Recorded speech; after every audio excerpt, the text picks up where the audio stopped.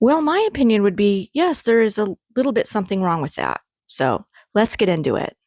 So, like, when I first saw that and heard that, my first reaction was like, well, what do you want them to do? Do you want them to boo? Do you want them to boo at the rider? Do you want them to walk away? I mean, what exactly do you expect the people to do in the crowd? I, for one, am for supporting the rider. Like, even if a ride's not going well, you can still be happy for the person and cheer for them. I mean, you don't know what it took for them to get out there and take that ride. Maybe that rider's coming back from a surgery. Maybe they're dealing with a disability or some mental health issues. And maybe for all you know, it took that person who's on that horse that had that abysmal ride every bit of strength they had to even get out of bed that morning.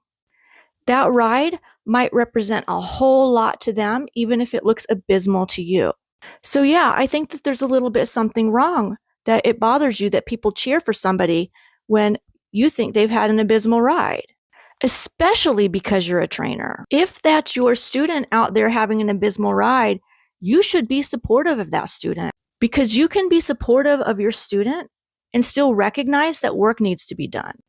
And sometimes just happens, Sometimes somebody has a bad ride one day. And at the end of the day, if you're a trainer and you didn't prepare your student well enough to be out there showing to the extent that they're having an abysmal ride, that really may reflect more on the trainer than it does the student, as does how the trainer handles a situation like that.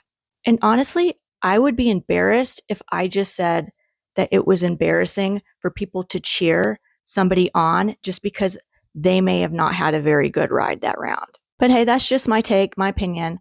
And you know what? I would love to know what you guys think out there, what your opinion on this is. So let me know in the comments below.